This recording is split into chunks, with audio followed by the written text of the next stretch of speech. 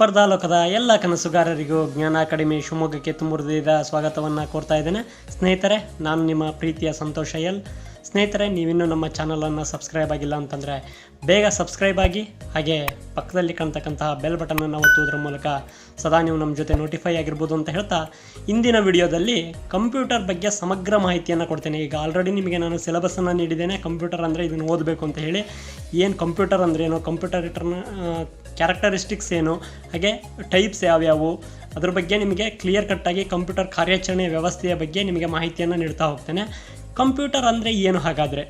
ದತ್ತಾಂಶಗಳನ್ನು ಅರ್ಥವತ್ತಾದ ಮಾಹಿತಿಯನ್ನಾಗಿ ಪರಿವರ್ತಿಸುವ ವಿದ್ಯುನ್ಮಾನ ಸಾಧನ ಅಂತ ಹೇಳಿ ನಾವು ಕಂಪ್ಯೂಟರ್ ಅಂತ ಹೇಳಿ ಕರಿತೇವೆ. ಇಂಗ್ಲೀಷ್ನಲ್ಲಿ ನೋಡೋದಾಯಿತು ಅಂತಂದರೆ, computer is an electronic device that performs calculations and operations based on instructions provided by a software or hardware program ಅಂತ ಹೇಳಿ ನಾವು ಕರಿತೇವೆ. ಕಂಪ್ಯೂಟರ್ ಬಗ್ಗೆ ನಮಗೆ ಇಷ್ಟು ಗೊತ್ತಿರಬೇಕು. ಕಂಪ್ಯೂಟರ್ ಅಂತ ಅಂದರೆ ನಮಗೆ ನಿರ್ದೇಶನಗಳಿಗೆ ಅನುಗುಣವಾಗಿ ಕಾರ್ಯನಿರ್ವಹಿಸುವಂಥ ಒಂದು ದತ್ತಾಂಶಗಳನ್ನು ಸಂಸ್ಕರಿಸುವಂಥ ಒಂದು ವಿದ್ಯುನ್ಮಾನ ಯಂತ್ರ. ಹಾಗಾದರೆ ಫಾದರ್ ಆಫ್ ಕಂಪ್ಯೂಟರ್ ಅಂತ ಹೇಳಿ ಚಾರ್ಲ್ಸ್ ಬ್ಯಾಬೇಜ್ ಅವ್ರನ್ನ ಕರಿತೀವಿ. ಯಾಕೆ ಚಾರ್ಲ್ಸ್ ಬ್ಯಾಬೇಜ್ ಅವ್ರನ್ನ ಫಾದರ್ ಆಫ್ ದ ಕಂಪ್ಯೂಟರ್ ಅಂತ ಕರಿತೀವಿ ಅಂತಂದರೆ, ಇವರು ಡಿಫ್ರೆನ್ಷಿಯಲ್ ಆ್ಯಂಡ್ ಅನಾಲಿಟಿಕಲ್ ಎಂಜಿನನ್ನು ಕಂಡುಹಿಡಿತಾರೆ 1833ರಲ್ಲಿ. ವಿಶ್ಲೇಷಣಾತ್ಮಕ ಮತ್ತು ವಿಭೇದನಾತ್ಮಕ ಅಂತ ಹೇಳಿ ಒಂದು ಎಂಜಿನನ್ನು ಕಂಡುಹಿಡಿತಾರೆ. 1833ರಲ್ಲಿ ಕಂಡುಹಿಡಿತಾರೆ. That's why the father of the modern computer ಅಂತ ಹೇಳಿ ಚಾರ್ಲ್ಸ್ ಬ್ಯಾಬೇಜ್ ಅವ್ರನ್ನ ಕರಿತೇವೆ. ಚಾರ್ಲ್ಸ್ ಬ್ಯಾಬೇಜ್ ಅವರ ಅನಾಲಿಟಿಕಲ್ ಕಂಪ್ಯೂಟರ್ನ ನಾವು ಚಿತ್ರವನ್ನು ಇಲ್ಲಿ ಗಮನಿಸಬಹುದು. 1833ರಲ್ಲಿ ಕಂಡುಹಿಡಿದಿರ್ತಕ್ಕಂಥದ್ದು ಅಂತ ಹೇಳಿ ನೋಡ್ತೇವೆ. ಇನ್ನು ಕಂಪ್ಯೂಟರ್ ಬಗ್ಗೆ ನಾವು ಜಾಸ್ತಿ ತಿಳ್ಕೊಳ್ಳೋದಾಯ್ತು ಅಂತಂದರೆ, father of the computer Charles Babbage ನೆನಪಿರಬೇಕು. Father of the modern computer science ಅಂತ ಹೇಳಿ ಅಲನ್ ಟ್ಯೂರಿಂಗ್ ಅವರನ್ನು, ಆಧುನಿಕ ಕಂಪ್ಯೂಟರ್ ವಿಜ್ಞಾನದ ಪಿತಾಮಹ ಅಲನ್ ಟ್ಯೂರಿಂಗ್ ಅಂತ ಕರಿತೇವೆ. ನೆಕ್ಸ್ಟ್ ನೋಡೋದಾಯಿತು ಅಂದರೆ, first non programmable electronic digital computer ಅಂತ ಅಂದರೆ Atanasoff Berry computer, ABC ಅಂತ ಹೇಳಿ ಕರಿತೇವೆ. Atanasoff Berry computer. Next first general purpose electronic digital computer ಅಂತಂದರೆ, ತುಂಬ ಸರಿ ಕ್ವಶನ್ ಬಂದಿದೆ. ಎಲೆಕ್ಟ್ರಾನಿಕ್ ಡಿಜಿಟಲ್ ಕಂಪ್ಯೂಟರ್ ಅಂತಂದರೆ ENIAC ಅಂತಕ್ಕಂಥದ್ದು, electronic numerical integrator and calculator ಅಂತಕ್ಕಂಥದ್ದು. ಫಸ್ಟ್ ಮೈಕ್ರೋ ಪ್ರೊಸೆಸರ್ ಯಾವುದು ಅಂತಂದರೆ, ಈ ಪ್ರೊಸೆಸರ್ಗಳ ಬಗ್ಗೆ ಸ್ವಲ್ಪ ಮಾಹಿತಿ ಇರಬೇಕು. ಫಸ್ಟ್ ಮೈಕ್ರೋ ಪ್ರೊಸೆಸರ್ ಯಾವುದು ಅಂತಂದರೆ ಇಂಟೆಲ್ 4004 ಅಂತಕ್ಕಂಥದ್ದು, ಇಂಟೆಲ್ 4004 ಅಂತಕ್ಕಂಥದ್ದು. ಫಸ್ಟ್ ಕಮರ್ಷಿಯಲ್ ಅವೈಲೇಬಲ್ ಕಂಪ್ಯೂಟರ್ ಯಾವುದು ಅಂತಂದರೆ ಯೂನಿವರ್ಸಲ್ ಆಟೋಮೆಟಿಕ್ ಕಂಪ್ಯೂಟರ್. ಬರ್ಕೊಳ್ಳಿ, ಆರಾಮಾಗಿ ಪಾಸ್ ಮಾಡಿ ಬರ್ಕೊಳ್ತಾ ಹೋಗಿ, ಯೂನಿವರ್ಸಲ್ ಆಟೋಮೆಟಿಕ್ ಕಂಪ್ಯೂಟರ್ ಅಂತಕ್ಕಂಥದ್ದು. ನೆಕ್ಸ್ಟು ಕ್ಯಾರೆಕ್ಟರಿಸ್ಟಿಕ್ಸ್ ಆಫ್ ಕಂಪ್ಯೂಟರ್ ಅಂತ ಅಂದರೆ, ಕಂಪ್ಯೂಟರ್ನ ಕ್ಯಾರೆಕ್ಟರಿಸ್ಟಿಕ್ಸ್ ಏನೇನಿರುತ್ತೆ ಅಂತಂದರೆ, ಸ್ಪೀಡ್ ಇರುತ್ತೆ, ಅಕ್ಯುರೇಸಿ ಇರುತ್ತೆ, ಡೆಲಿಗೆನ್ಸ್ ಇರುತ್ತೆ, ವರ್ಸಟ್ಯಾಲಿಟಿ ಇರುತ್ತೆ, ಇನ್ನು ಸ್ಟೋರೇಜ್ ಇರುತ್ತೆ. ಇವೆಲ್ಲ ಕಂಪ್ಯೂಟರ್ನ ಕ್ಯಾರೆಕ್ಟರಿಸ್ಟಿಕ್ಸ್ಗಳನ್ನು ಎಕ್ಸಾಮ್ಗಳಲ್ಲಿ ಇಷ್ಟನ್ನು ಕೊಟ್ಟು ಯಾವುದಲ್ಲ ಯಾವ್ದು ಹೌದು ಅಂತ ಹೇಳಿ ಕೇಳಿದ್ದೇನೆ. ಯಾವುದೇ ಕಂಪ್ಯೂಟರ್ ಆಗಲಿ ಸ್ಪೀಡಲ್ಲಿ ಕೆಲಸ ಮಾಡುತ್ತೆ, ಮಿಲಿಯನ್ಸ್ ಆಫ್ ಕ್ಯಾಲ್ಕುಲೇಷನ್ ಪರ್ ಸೆಕೆಂಡಲ್ಲಿ ಮಾಡುತ್ತೆ, ಅಕ್ಯುರೆನ್ಸಿ ಇರುತ್ತೆ. ಏನೇ ನಾವು ಒಂದು ಕೆಲಸ ಕೊಟ್ವಿ ಅಂತಂದರೆ ಅದರಲ್ಲಿ ಅಕ್ಯುರೆನ್ಸಿ ಇರುತ್ತೆ, ಡೆಲಿಗೆನ್ಸ್ ಇರುತ್ತೆ. ಕಂಪ್ಯೂಟರ್ ಹೈಲಿ ರಿಲಯೇಬಲ್ ಅಂತ ಹೇಳಿ ನಾವು ನೋಡ್ತೇವೆ. ಕ್ಯಾಲ್ಕುಲೇಷನ್ ಆಗಿರ್ಬೋದು, ಯಾವುದೇ ಕಾಂಪ್ಲೆಕ್ಸ್ ಆಗಿರ್ಬೋದು, ಸ್ಪೀಡ್ ಆ್ಯಂಡ್ ಅಕ್ಯುರೆನ್ಸಿಯಿಂದ ಮಾಡುತ್ತೆ. ಇನ್ನು ವರ್ಸಟ್ಯಾಲಿಟಿ ಇರುತ್ತೆ ಕಂಪ್ಯೂಟರಲ್ಲಿ, ಅದು ಅದರ ನೇಚರಲ್ಲೇ ವರ್ಸಟ್ಯಾಲಿಟಿ ಅಂತ ಇರುತ್ತೆ ಅಂತ ಹೇಳಿ ನೋಡ್ತೀವಿ. ತುಂಬ ವೇರಿಯಸ್ ಆಪ್ರೇಷನ್ಸ್ಗಳನ್ನು ಎಟ್ ಎ ಟೈಮ್ ಮಾಡುತ್ತೆ ಅಂತ ಹೇಳಿ. ಇನ್ನು ಸ್ಟೋರೇಜ್, ನಾವು ಏನನ್ನು ಕಂಪ್ಯೂಟರ್ನಲ್ಲಿ ಏನೇನು ಇಡಬೇಕು ಅಂತ ಹೇಳಿ ಅಂದ್ಕೊಂಡಿರ್ತೀವಿ, ನಾವು ಕಂಪ್ಯೂಟರ್ನಲ್ಲಿ ಲಾರ್ಜ್ ಅಮೌಂಟ್ ಆಫ್ ಡಾಟಾವನ್ನು ನಾವು ಇನ್ಸ್ಟ್ರಕ್ಷನ್ಗಳನ್ನು ಅಲ್ಲಿ ಸ್ಟೋರ್ ಮಾಡ್ಬೋದು. ಇದೊಂಥರ ಸ್ಟೋರೇಜ್ ಮೆಮೊರಿಯಾಗಿ, ನಮ್ಮ ಮೆದುಳು ಹೇಗೆ ಸ್ಟೋರ್ ಮಾಡುತ್ತೋ ಆ ಥರ ಸ್ಟೋರೇಜ್ ಮೆಮೊರಿಯಾಗಿ ಕಂಪ್ಯೂಟರ್ ಕಾರ್ಯವನ್ನು ನಿರ್ವಹಿಸುತ್ತೆ ಅಂತ ಹೇಳಿ ನೋಡ್ತೀವಿ. ಅದಾದಮೇಲೆ ಹಿಸ್ಟರಿ ಆಫ್ ಕಂಪ್ಯೂಟರ್ಗಳನ್ನು ನೋಡಿದಾಗ, ಕಂಪ್ಯೂಟರ್ನ ಹಿಸ್ಟ್ರಿಯನ್ನು ನೋಡಿದಾಗ ಸ್ನೇಹಿತರೆ, ಅಬ್ಯಾಕಸನ್ನು ನೋಡ್ತೀವಿ. ಫಸ್ಟು BC ಬಿಫೋರ್ ಕ್ರಿಸ್ಟಲ್ಲಿ 600ರಲ್ಲಿ ಚೀನಿಯರು ಫಸ್ಟ್ ಇದನ್ನು ಉಪಯೋಗ ಮಾಡ್ತಾರೆ. ಅಬ್ಯಾಕಸನ್ನು ಗುಣಾಕಾರ ಭಾಗಾಕಾರ ಮಾಡೋದಕ್ಕೆ ಈ ಅಬ್ಯಾಕಸನ್ನು ಯೂಸ್ ಮಾಡಿದ್ರು ಅಂತ ಹೇಳಿ ನೋಡ್ತೀವಿ. ನಾವು ಅಬ್ಯಾಕಸ್ ಬಗ್ಗೆ ಈಗ LKG ಪ್ರಿ-KG ಇವುಗಳಲ್ಲಿ ಅಬ್ಯಾಕಸ್ ಟ್ರೈನಿಂಗ್ಗಳನ್ನು ಕೊಡ್ತಿರ್ತಾರೆ, ಅದನ್ನು ನೋಡ್ತೀವಿ. ಇನ್ನು ನೆಕ್ಸ್ಟು ನೇಪಿಯರ್ ಬೋನ್ಸ್, ನೇಪಿಯರ್ ಎಲುಬುಗಳು ಅಂತ ಹೇಳಿ 1617ರಲ್ಲಿ ಜಾನ್ ನೇಪಿಯರ್ ಅಂತಕ್ಕಂಥನು ಗುಣಾಕಾರ ಮಾಡೋದಕ್ಕೋಸ್ಕರ 1617 ಜಾನ್ ನೇಪಿಯರು ಈ ನೇಪಿಯರ್ ಬೋನ್ಸನ್ನು ಇಂಟ್ರೊಡ್ಯೂಸ್ ಮಾಡ್ತಾನೆ. ಈ ನೇಪಿಯರ್ ಬೋನ್ಸ್ಗಳನ್ನು ಈ ಥರ ಒಂದು ಡಿವೈಸ್ ಥರ ಹೇಳಿ ಏನು ಮಾಡಿರ್ತಾರೆ ಮಾಡಿರ್ತಾರೆ. ಇವನು ಸ್ಕಾಟಿಷ್ ಮ್ಯಾಥಮೆಟಿಷಿಯನ್ನು. ಇದು ಕ್ಯಾಲ್ಕುಲೇಷನ್ನಿಗಾಗಿ, ಡಿವಿಷನ್ನಿಗಾಗಿ ಮತ್ತು ಮಲ್ಟಿಪ್ಲಿಕೇಷನ್ನಿಗಾಗಿ ಇದನ್ನು ಮಾಡಿರ್ತಾನೆ ಅಂತ ಹೇಳಿ ನೋಡ್ತೀವಿ. ನೇಪಿಯರ್ ಅದಾದಮೇಲೆ ಅವ್ನು ಏನು ಮಾಡ್ತಾನೆ ಅಂತಂದರೆ ಲಾಗರಿದಮ್ ಅಂತಕ್ಕಂಥದ್ದನ್ನು ಇದನ್ನು ಮಾಡ್ತಾನೆ, ಏನೋ ಇನ್ವೆಂಟ್ ಮಾಡ್ತಾನೆ ಅಂತೇಳಿ ನೋಡ್ತೀವಿ. ಅದಾದಮೇಲೆ ಫಾಸ್ಕಲ್ ಸ್ಕೇಲ್ ಅಂತಕ್ಕಂಥದ್ದು ತುಂಬ ಇಂಪಾರ್ಟೆಂಟ್ ಆಗುತ್ತೆ. ಈ ಫಾಸ್ಕಲ್ ಸ್ಕೇಲ್ ಅಂತಕ್ಕಂಥದ್ದು ಇದು ಕೂಡ ಬಯಾಸ್ ಫಾಸ್ಕಲ್ ಅಂತಕ್ಕಂಥವ್ನು ಇನ್ವೆಂಟ್ ಮಾಡಿರ್ತಕ್ಕಂಥದ್ದು ನಂಬರ್ ಸಿಸ್ಟಮನ್ನು ಇಟ್ಕೊಂಡು ಒಂದು ಕ್ಯಾಲ್ಕುಲೇಷನ್ ಡಿವೈಸ್ 0 to 8 ನಂಬರ್ಸ್ಗಳನ್ನು ಇಟ್ಕೊಂಡು ಅವುಗಳನ್ನು ಏನು ಮಾಡೋದು ಅಂತಂದರೆ ಕ್ಯಾಲ್ಕುಲೇಟ್ ಮಾಡೋದಕ್ಕೆ ಬಳಸ್ತಾ ಇರ್ತಾರೆ. ಇನ್ನು ಪಂಚ್ಡ್ ಕಾರ್ಡು ಅಂತಕ್ಕಂಥದ್ದು ಕೂಡ ನಾವು ಇಲ್ಲಿ ನೋಡ್ತಕ್ಕಂಥದ್ದು ಯಾವುದರಲ್ಲಿ ಅಂತಂದರೆ ಈ ಕಂಪ್ಯೂಟರ್ ಹಿಸ್ಟ್ರಿಯಲ್ಲಿ ನಮಗೆ ಇಂಪಾರ್ಟೆಂಟ್ ಆಗುತ್ತೆ. ಇನ್ನಾದಮೇಲೆ ಚಾರ್ಲ್ಸ್ ಬ್ಯಾಬೇಜ್ ನಿಮಗೆ ಆಲ್ರೆಡಿ ಹೇಳಿದಂಗೆ 1712ರಿಂದ 1871 ಬರ್ತಾನೆ. ಇವನು ಫಸ್ಟು ಮಾಡರ್ನ್ ಕಂಪ್ಯೂಟರ್ ಏನೋ ಡಿಫ್ರೆನ್ಷಿಯಲ್ ಆ್ಯಂಡ್ ಅನಾಲಿಟಿಕಲ್ ಇಂಜಿನನ್ನು ಸಂಶೋಧನೆ ಮಾಡೋದ್ರಿಂದ ಇನ್ಪುಟ್ ಡಿವೈಸ್ಗಳನ್ನು ಮೊದಲು ಇನ್ವೆಂಟ್ ಮಾಡಿರೋದ್ರಿಂದ ಫಾದರ್ ಆಫ್ ದ ಕಂಪ್ಯೂಟರ್ ಅಂತ ಹೇಳಿ ನಾವು ಕರಿತೇವೆ. ಇನ್ನು ಹೊಲೆರೆತ್ ಮಷಿನ್ ಅಂತಕ್ಕಂಥದ್ದು ಇದು ಕೂಡ ತುಂಬ ಇಂಪಾರ್ಟೆಂಟ್ ಆಗುತ್ತೆ. ಇದು ಏನು ಅಂತಂದರೆ ಇದು ಟ್ಯೂಬಲರ್ ಆ್ಯಂಡ್ ಪಂಚರ್ ಕಾರ್ಡ್ಸ್ಗಳನ್ನು ಇಟ್ಕೊಂಡು ಇವನು ಏನು ಮಾಡ್ತಾನೆ ಅಂತಂದರೆ ಮಷೀನನ್ನು ಇನ್ವೆಂಟ್ ಮಾಡ್ತಾನೆ. ಇದಾದಮೇಲೆ ಮಾರ್ಕ್ ಫಸ್ಟ್ ಕಂಪ್ಯೂಟರ್ ಅಂತ ಹೇಳಿ ನೋಡ್ತೇವೆ. 1930ರಲ್ಲಿ ಹೋವಾರ್ಡ್ ಐಕನ್ ಮತ್ತು ಗ್ರೇಸ್ ಹಾಪರ್ ಅಂತಕ್ಕಂಥದ್ದು ಈ ಒಂದು ಮಾರ್ಕ್ 1 ಕಂಪ್ಯೂಟರ್ಗಳನ್ನು ಇನ್ವೆಂಟ್ ಮಾಡ್ತಾರೆ ಅಂತ ಹೇಳಿ ನಾವು ನೋಡ್ತೇವೆ. ಅದಾದಮೇಲೆ ಫಸ್ಟ್ ಅನ್ಪ್ರೋಗ್ರಾಮೇಬಲ್ ಎಲೆಕ್ಟ್ರಾನಿಕ್ ಡಿಜಿಟಲ್ ಕಂಪ್ಯೂಟರ್ ಅಂದರೆ ABC, ಈಗ ಆಲ್ರೆಡಿ ಹೇಳಿದ್ನಲ್ಲ, ಅಟನ್ ಆಫ್ ಬೆರಿ ಕಂಪ್ಯೂಟರ್ ಅಂತ ಹೇಳಿ ಇದನ್ನು ಏನು ಅಂತಂದರೆ ಜಾನ್ ವೆಸೆಂಟ್ ಅಂಟಾನ್ಸೋಫ್ ಆ್ಯಂಡ್ ಕ್ಲಿಫೋರ್ಡ್ ಈ ಬೆರಿ ಅವರು ಸಂಶೋಧನೆ ಮಾಡ್ತಾರೆ ಅಂತ ಹೇಳಿ ನೋಡ್ತೇವೆ. ನೀವು ಪಾಸ್ ಮಾಡಿ ನೋಡ್ಕೊಳ್ತಾ ಹೋಗಿ. ಇನ್ನು electronic numerical integrator and calculator ENIAC ಅಂತ ಹೇಳಿ ಕರಿತೇವೆ. ತುಂಬ ಇಂಪಾರ್ಟೆಂಟ್ ಆದಂಥದ್ದು ENIAC. ಇದನ್ನು 1946ರಲ್ಲಿ ಜೋಸೆಫ್ JP ಎಕರ್ಟೆ ಮತ್ತು JW ಮ್ಯಾನ್ಸ್ಲೆ ಅಂತಕ್ಕಂಥವ್ರು ಸಂಶೋಧನೆ ಮಾಡ್ತಾರೆ 1946ರಲ್ಲಿ. ವೆರಿ ಇಂಪಾರ್ಟೆಂಟ್ ಆಗಿರ್ತಕ್ಕಂಥ ಕಂಪ್ಯೂಟರ್ ಅಂತ ಹೇಳಿ ನಾವು ನೋಡ್ತೇವೆ ENIAC ಅಂತಕ್ಕಂಥದ್ದು. ಯಾಕಂತಂದರೆ ಇದ್ರ ಬಗ್ಗೆ ತುಂಬ ಸಾರಿ ಕ್ವಶನ್ಗಳನ್ನು ಕೇಳಿದ್ದಾರೆ. ENIAC ಎಲೆಕ್ಟ್ರಾನಿಕ್ ಇದು EDIVAC ಅಂತಕ್ಕಂಥದ್ದು electronic discrete variable automatic computer, ಇದ್ರ ಬಗ್ಗೆನೂ ಕ್ವಶನ್ ಬಂದಿದೆ. ENIAC EDIVAC ಅಂತಕ್ಕಂಥವು ಇವೆರಡರ ಬಗ್ಗೆ ಕ್ವಶನ್ಗಳು ಬರ್ತಾ ಇದ್ದಾವೆ. ಸೊ ಇದನ್ನು 1950ರಲ್ಲಿ EDIVAC-ಅನ್ನು 1950ರಲ್ಲಿ ಪೆನ್ಸಿಲ್ವೇನಿಯಾ ವಿಶ್ವವಿದ್ಯಾಲಯದಲ್ಲಿ ಕಂಡುಹಿಡಿದ್ರು. ನೆಕ್ಸ್ಟು EDSAC ಅಂತಕ್ಕಂಥದ್ದು. EDSAC very important. ಇದನ್ನು 1949ರಲ್ಲಿ MV ವಿಲ್ಕಿಸ್ ಅಂತಕ್ಕಂಥವ್ರು 1949ರಲ್ಲಿ MV ವಿಲ್ಕಿಸ್ ಅವರು ಕಂಡುಹಿಡಿದ್ರು. ಇನ್ನು UNIVAC ಯೂನಿವರ್ಸಲ್ ಆಟೋಮೆಟಿಕ್ ಕಂಪ್ಯೂಟರ್ ಅಂತಕ್ಕಂಥದ್ದು. ಇದನ್ನು 1951ರಲ್ಲಿ ಜೋಸೆಫ್ JP ಎಕರ್ಟೆ ಮತ್ತು JW ಮ್ಯಾನ್ಸ್ಲೆ ಅಂತಕ್ಕಂಥವ್ರು ಇನ್ವೆಂಟ್ ಮಾಡ್ತಾರೆ 1951ರಲ್ಲಿ. ಇವೆಲ್ಲ ಏನು ಅಂತಂದರೆ ಕಂಪ್ಯೂಟರ್ ಬೆಳೆದು ಬಂದ ಹಾದಿಗಳು, ಯಾವ್ಯಾವ ಥರ ಕಂಪ್ಯೂಟರ್ಗಳಲ್ಲಿ ಚೇಂಜ್ ಆಗ್ತಾ ಹೋದವು, ಕಂಪ್ಯೂಟರ್ಗಳು ಯಾವ್ಯಾವ ಥರ ಹೊಸ ರೂಪಗಳನ್ನು ಪಡ್ಕೊತ ಹೋದವು. EDSAC EDIVAC ಆಮೇಲೆ ENIAC ಇವೆಲ್ಲ ಕಂಪ್ಯೂಟರ್ ಬೆಳೆದು ಬಂದಂಥ ಹಾದಿಗಳು. ಅವು ಅಬ್ರಿವೇಷನನ್ನು ಕೇಳ್ತಾನೆ. ನೆಕ್ಸ್ಟು ಡಿಸ್ಕ್ ಆಪರೇಟಿಂಗ್ ಸಿಸ್ಟಮ್ ಅಂತ ಹೇಳ್ಬೋದು. ಅದಾದಮೇಲೆ ಬರ್ತಕ್ಕಂಥದ್ದೇ ಮೈಕ್ರೋ ಪ್ರೊಸೆಸರ್ ಇಂಟೆಲ್ 4000 ಅಂತಕ್ಕಂಥದ್ದು 1969ರಲ್ಲಿ ಇಂಟೆಲ್ ಕಾರ್ಪೊರೇಷನ್ ಡಿಸೈನ್ ಅವರು ಇದನ್ನು ಫಸ್ಟ್ ಮೈಕ್ರೋ ಪ್ರೊಸೆಸರನ್ನು ಏನು ಮಾಡ್ತಾರೆ ಅಂತಂದರೆ ಲಾಂಚ್ ಮಾಡ್ತಾರೆ. ಇದರಲ್ಲಿ ಇಂಟೆಲಲ್ಲಿ ತುಂಬ ಪ್ರೊಸೆಸರ್ಗಳು ಬರ್ತಾ ಹೋಗ್ತವೆ. ಅವುಗಳ ಬಗ್ಗೆ ನಿಮಗೆ ಮುಂದಿನ ಒಂದು ವಿಡಿಯೋದಲ್ಲಿ ಏನು ಮೈಕ್ರೋ ಪ್ರೊಸೆಸರ್ ಅಂತ ಅಂದ್ರೆ ಏನೋ, ಅವುಗಳ ಕ್ಯಾರೆಕ್ಟರಿಸ್ಟಿಕ್ಸ್ ಏನೋ, ಅದ್ರ ಬಗ್ಗೆ ಕ್ಲಿಯರ್ ಕಟ್ ಆದಂಥ ಮಾಹಿತಿಯನ್ನು ಕೊಡ್ತೀನಿ. ಇಷ್ಟು ಸ್ನೇಹಿತರೆ ಕಂಪ್ಯೂಟರ್ ಬೆಳೆದು ಬಂದ ಹಾದಿ, ಕಂಪ್ಯೂಟರ್ ಯಾವ ಥರ ಬೆಳೆದು ಬಂತು, ಕಂಪ್ಯೂಟರ್ನ ಅಂದರೆ ಹೆಂಗೆ ರೂಪ ತಾಳ್ತು ಅಂತಕ್ಕಂಥದ್ದು. ಅದಾದಮೇಲೆ ಜನ್ರೇಷನ್ಸ್ ಆಫ್ ಕಂಪ್ಯೂಟರ್ ಅಂತ ಹೇಳಿ ನೋಡ್ತೇವೆ. ತಲೆಮಾರುಗಳು, ಕಂಪ್ಯೂಟರ್ನ ಪೀಳಿಗೆಗಳು ಅಂತ ಹೇಳಿ ನೋಡ್ತೇವೆ. 1ನೇ ತಲೆಮಾರಿನ ಫಸ್ಟ್ ಜನ್ರೇಷನ್ ಕಂಪ್ಯೂಟರ್ಗಳಲ್ಲಿ ನಿರ್ವಾತಗಳು ವ್ಯಾಕ್ಯೂಮ್ ಟ್ಯೂಬ್ಸ್ಗಳನ್ನು ಬಳಕೆ ಮಾಡ್ತಿದ್ರು. ಯಾಂತ್ರಿಕ ಭಾಷೆ ಇತ್ತು. ವಿಜ್ಞಾನ ಕ್ಷೇತ್ರದಲ್ಲಿ ಇವುಗಳನ್ನು ಯೂಸ್ ಮಾಡ್ತಾಯಿದ್ರು. ಅಲ್ಲಿ ಎಕ್ಸಾಂಪಲ್ಸ್ಗಳನ್ನು ಕೊಟ್ಟಿದ್ದಾರೆ. EDSAC EDIVAC UNIVAC ಇವೆಲ್ಲ ಏನು ಅಂತಂದರೆ ಫಸ್ಟ್ ಜನ್ರೇಷನ್ 1946ರಿಂದ 1959. ಇನ್ನು ಸೆಕೆಂಡ್ ಜನ್ರೇಷನ್ ಕಂಪ್ಯೂಟರ್ಗಳಿಗೆ ಬಂದಾಗ 1959ರಿಂದ 1965 ಟೈಮ್ನಲ್ಲಿ ಸೆಕೆಂಡ್ ಜನ್ರೇಷನ್ ಕಂಪ್ಯೂಟರ್ಗಳನ್ನು ನೋಡ್ತೇವೆ. ಸೆಕೆಂಡ್ ಜನ್ರೇಷನಲ್ಲಿ ಟ್ರಾನ್ಸಿಸ್ಟರ್ಗಳು ಬರ್ತವೆ, ವ್ಯಾಕ್ಯೂಮ್ ಟ್ಯೂಬ್ಸು ಟ್ರಾನ್ಸಿಸ್ಟರ್ಗಳನ್ನು ಯೂಸ್ ಮಾಡೋಕ್ಕೆ ಸ್ಟಾರ್ಟ್ ಮಾಡ್ತಾರೆ. IBM ಏನೋ CDC ಇವೆಲ್ಲ ಏನು ಅಂತಂದರೆ ಸೆಕೆಂಡ್ ಜನ್ರೇಷನಲ್ಲಿ ಬರ್ತವೆ. ಅದಾದಮೇಲೆ ಥರ್ಡ್ ಜನ್ರೇಷನಿಗೆ ಬಂದ್ವಿ ಅಂತಂದರೆ 1965ರಿಂದ 1975 ಟೈಮ್ನಲ್ಲಿ 71-75 ಟೈಮ್ನಲ್ಲಿ 3ನೇ ಪೀಳಿಗೆಗಳು IC ಮತ್ತು SSIC MSICಗಳು ಇಲ್ಲಿ ಈ ಟೈಮ್ನಲ್ಲಿ ಬರ್ತಾವೆ. ಥರ್ಡ್ ಜನ್ರೇಷನಲ್ಲಿ ಇಂಟಿಗ್ರೇಟೆಡ್ ಸರ್ಕ್ಯೂಟ್ಸ್ಗಳನ್ನು ಯೂಸ್ ಮಾಡೋಕ್ಕೆ ಸ್ಟಾರ್ಟ್ ಮಾಡ್ತಾರೆ. ಇವುಗಳಿಗೆ ಉದಾಹರಣೆ IBM 360 ಸೀರೀಸು, ಆಮೇಲೆ ಹನಿವೆಲ್ಸ್ 6000 ಸೀರೀಸು, PDP, IBM 370 ಇವು. ಇನ್ನು 4th ಜನ್ರೇಷನಿಗೆ ಬಂದ್ವಿ ಅಂತಂದರೆ ಮೈಕ್ರೋ ಪ್ರೊಸೆಸರ್ಗಳು ಬರ್ತಾ ಹೋಗ್ತವೆ ಇಲ್ಲಿ. ಅದೇ MSIC ಅವುಗಳು ಆ್ಯಪಲ್ ಸೀರೀಸ್ಗಳು ಬರ್ತಾ ಹೋಗ್ತವೆ. 1971ರಿಂದ 80ರ ಟೈಮಲ್ಲಿ ಆ್ಯಪಲ್ ಸೀರೀಸ್ಗಳು ಫಸ್ಟು, ಸೆಕೆಂಡು, IBM ಸೀರೀಸ್ಗಳು ಬರ್ತವೆ. ಇನ್ನು 5th ಜನ್ರೇಷನಿಗೆ ಬಂದ್ವಿ ಅಂದರೆ 1980ರಿಂದ ಪ್ರೆಸೆಂಟ್ 5th ಜನ್ರೇಷನಲ್ಲಿದೆ ಮೈಕ್ರೋ ಪ್ರೊಸೆಸರ್ LSIC, ಆಮೇಲೆ VLSIC ಅಂತಕ್ಕಂಥದ್ದು ಉನ್ನತ ಭಾಷೆಯನ್ನು ಹೊಂದಿರ್ತವೆ. ನೋಡಿ ಇಲ್ಲಿ 2ನೇ ಪೀಳಿಗೆ ಒಂದೇ ಜೋಡಣಾ ಭಾಷೆಯನ್ನು ಹೊಂದಿರತಕ್ಕಂಥದ್ದು. ಇನ್ನೆಲ್ಲ ಕೆಳಗಿನ ಬಂದ ಉನ್ನತ ಭಾಷೆ, ಫಸ್ಟ್ನೇದು ಯಾಂತ್ರಿಕ ಭಾಷೆ. ಈ ಕೃತಕ ಬುದ್ಧಿಮತ್ತೆ, ರೋಬೋಟ್ಸು, ಸೂಪರ್ ಕಂಪ್ಯೂಟರ್ಸು ಇವೆಲ್ಲ ಎಲ್ಲಿ ಬರ್ತವೆ ಅಂತಂದರೆ ಈ 5th ಜನ್ರೇಷನಲ್ಲಿ. ಅಂದರೆ ಏನು ಜನ್ರೇಷನ್ ಅಂದರೆ ಏನು ಅಂತಂದರೆ ಭಾಷೆ ಚೇಂಜ್ ಆಗುತ್ತೆ.